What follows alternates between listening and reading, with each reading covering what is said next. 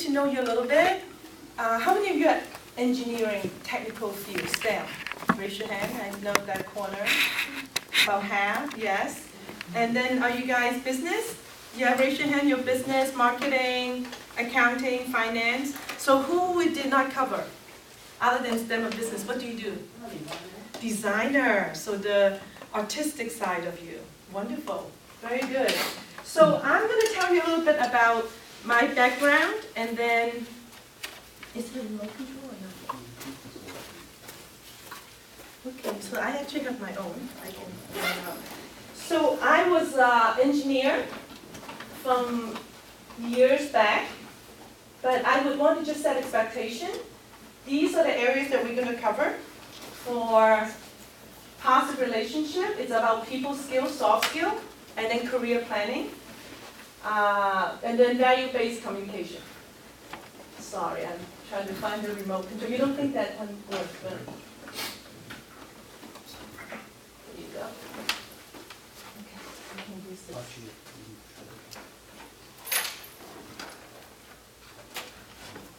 It's okay, I'll use this. All right, so I heard some of your discussion earlier about soft skills. So how important? So we all know what hard skills are, right? Give me some examples of hard skills. Hard skills, like programming, problem-solving skill, engineering, design, right? Designing. And what are some examples of soft skill? Communication. Sales. Sales. Sales actually could be hard skill too, kind of a selling skill. Okay. Communication, leadership, people relationship, negotiation, right? So when I interview people, whether I hire them or for students who apply to Cornell and Princeton, where I graduated from, I would be looking for two main areas. What is their aptitude? Aptitude meaning their ability, their hard skill of doing certain things. And then the other one is attitude. How do they do things? What is their attitude and their soft skill? So how do you compare the two? Is one more important than the other, or they're both important? Or as someone would say, it depends. What do you think? Both are important, right? If you don't have the knowledge and the ability to solve a problem, even though you have good attitude, you cannot help it, right? However, if you're really smart and you can solve all the problems in the world, but you have a really bad attitude, do I want to hire you? No. So they're both equally important.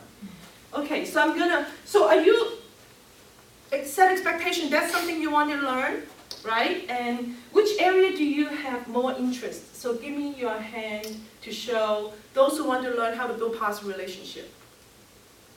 Not many people, okay. Career planning, a few more, okay. Value-based communication and leadership, a little bit more, okay, good. Earlier this afternoon I talked a lot about communication. I'll touch on it, but it's a big topic and it will be more time. So I'll give you a little bit of my own background, where I came from. So I came from Hong Kong. My family was very poor. We were homeless at one point. So I couldn't have gone to high school, let alone college or graduate school. And anyone from Hong Kong here? Are you all from Taiwan? Yes! So I speak Cantonese half, and most of you 你们都会讲中文是不是？讲国语。所以我以前豪语知道，我以前的国语很烂的。豪语最早认识我的时候，是我最不会讲国语的时候。然后 that's early 80s, long time ago. Many of you were not born yet, right? So I was very 脸皮厚。人家讲我的国语是好难听，那个鸡皮疙瘩又出来了，好难听。You know, people say 天不怕，地不怕，最怕广东人说官话。所以我想 that's really an example of how you have difficult and challenges, and that you're not afraid of the challenges. So I was not afraid. So I have thick skin to learn and practice. So now I'm able to speak better. Hopefully you didn't get goosebumps from my Mandarin. So my family came from Hong Kong. So my mother tongue was Cantonese. And then we came to the States as refugees because I came to work for a restaurant. We were a waitress. I was a waitress at that time. Back in Maryland, that's where I met Hao Yu. We were both in University of Maryland. And that's where I spent a couple of years. And then I was able to actually get into Cornell and transfer and did my electrical engineering and material science degree. So I was semiconductor. That's what I studied way back when. How many of you do semiconductor related? I know Jensen does. So there are many in the Bay Area. So that's where I started. And then AT&T sent me to Princeton and did my graduate degree. So I've been with AT&T, just turned 32 years. So I should change that to 32 years. Way back, long time ago. So now we're in Dallas. So we were in New Jersey, Northeast for 30 years, and then now in Dallas for the last 4 years. So we were really living on the edge, but now living the American dream, so really amazing. So that's my family. My husband, Dominic, we've been married for 30 years. So last year the children all came and cooked us some very fancy meal. That's like the menu. And 30 years is the Pearl anniversary. And this is Grace. She's the one who lives here in San Francisco. She's about the same age as Daphne, just like her age. So Grace is working here, I'm staying with her. Christopher lives in San Diego, and he got married last year to Charlene. I had a foot surgery last year, so I had to sit down. They all came to visit me. So that's my family. So they got, Chris and Charlene got married last year in San Diego. They're family from Hong Kong, Canada, East Coast, everywhere. So really see them growing up and maturing. So other than talking about career development, very important is to give back to the community. So I've been really active in speaking to students both in the States and in China and Taiwan, and coaching a lot of students, speaking at universities, and speaking at churches about parenting, marriage, different life skills, time management. And I also care a lot about helping people to be their best at work. So I started a nonprofit organization 20 years ago called Call to Work to really help people to be their best at work. So that's where all the soft skill comes in as well. So this is my 3 career model. So it's not like a right or wrong model. Everyone is different depending on your interest. I know people successful in all 3 different areas. So people who are the folks who are really expert in one area, one technology, and really strong. Like all my coworkers from Bell Labs when I started in AT&T in the 80s. They wrote books, like Simon Z. I don't know, you still take his book in college in VLSI and technology. He was my coworker. They won Nobel Prize. They're very famous, so they know this area very well. One area, deep and very narrow, right? So those are the I career model. How about T? So people who are good with semiconductor, but not just in technical research, but they also did marketing, product management, sales, finance around that business. So that's what I call career model T, right? So there's some of you who may be like that. And then how about pie? What's pie made of? How many? Many T's, right? So those are people who have not just semiconductor, maybe networking skill, data networking or network security, or different technology. And they also not only did technical, but they could also do business and marketing. So that's the multiple T's. Does that make sense? So there isn't any right or wrong. It's depending on your interest and depending on how you're wired, right? So you're still young, many of you. You're still exploring. Kind of look at what you want to do when you grow up, right? Based on your current interest. And in general, people tend to what we call diversify and look at different fields. But there are people, nothing wrong if you focus on one area and be really expert in it.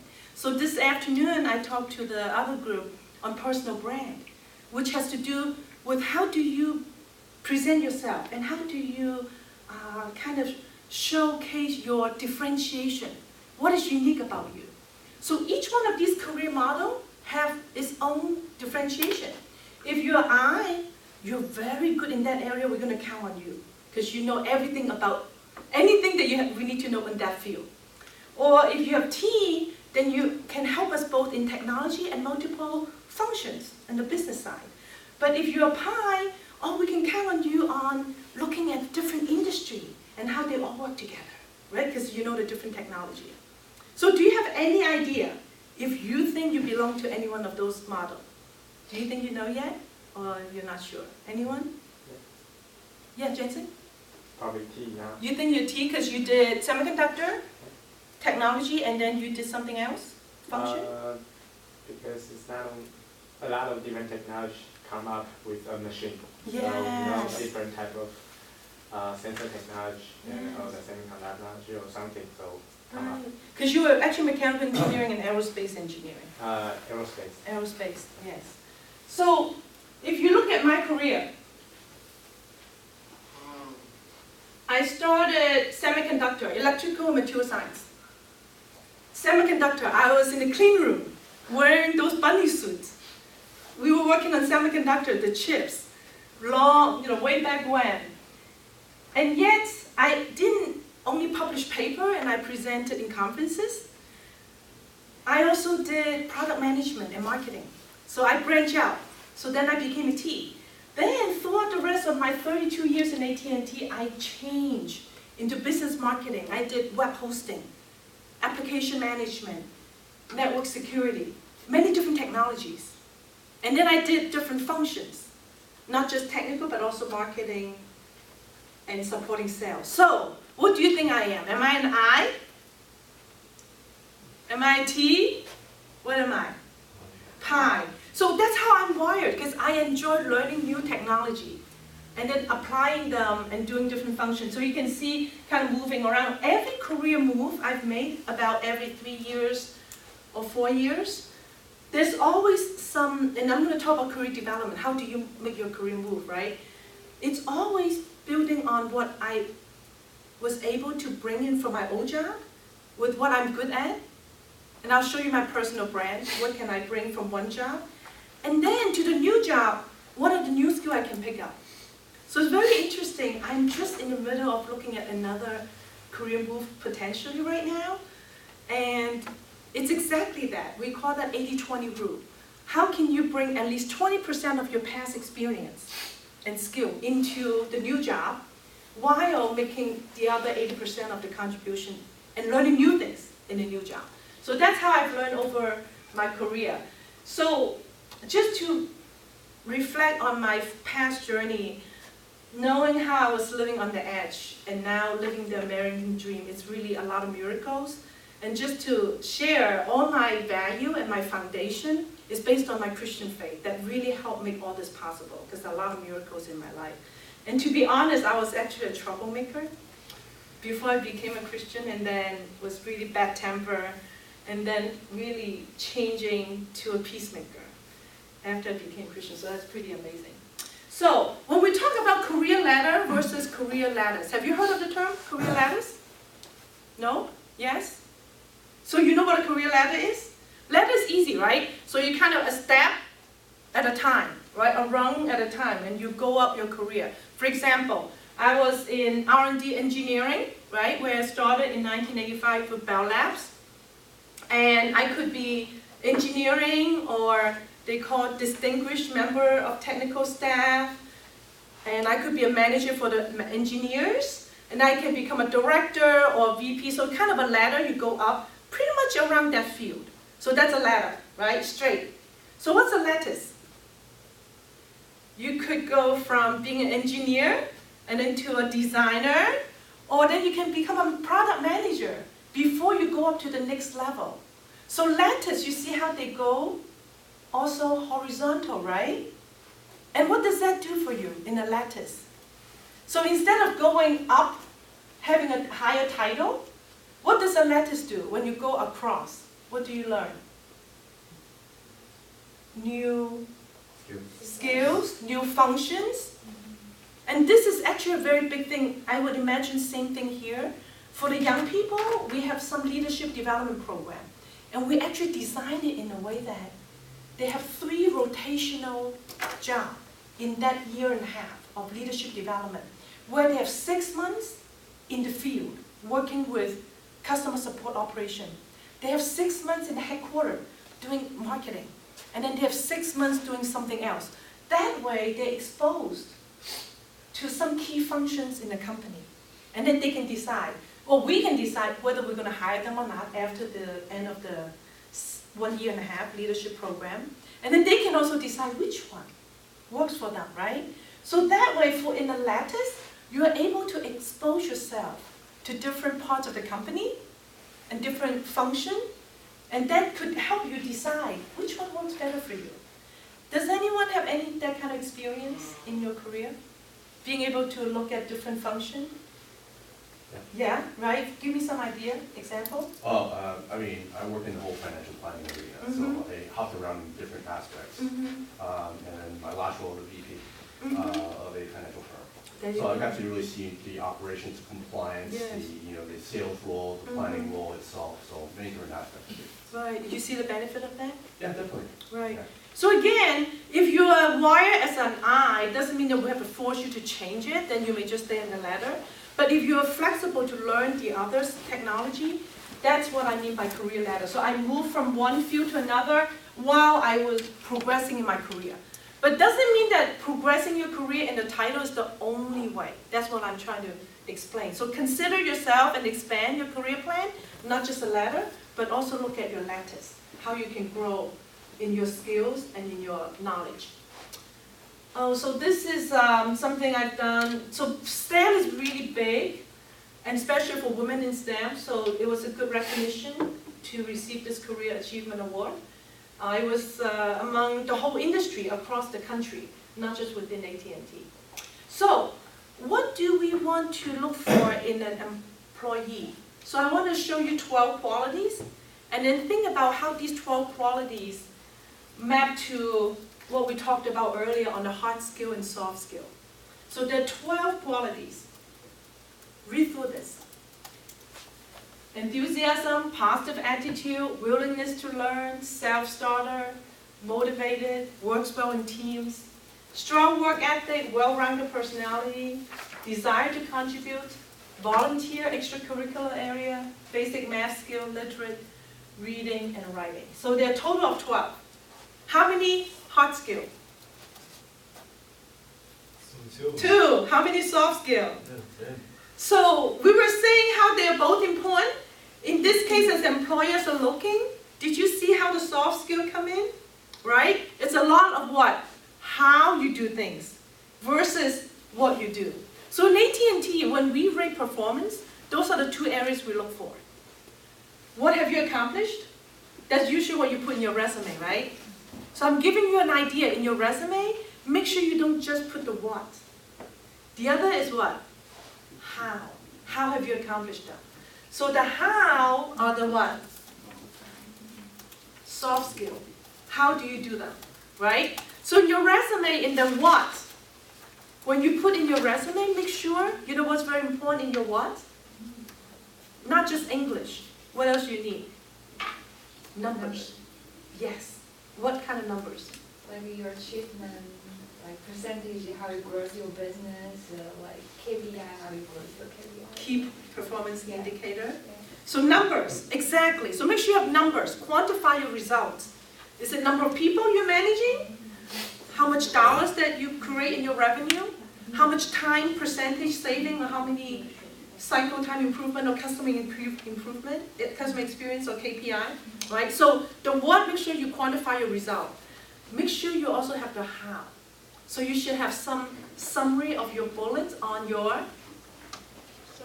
soft skill, right? How, and I'll show you examples of that. So it's not just about what you know, but also to know about who you are. So when you plan your career, you know what the employers are looking for.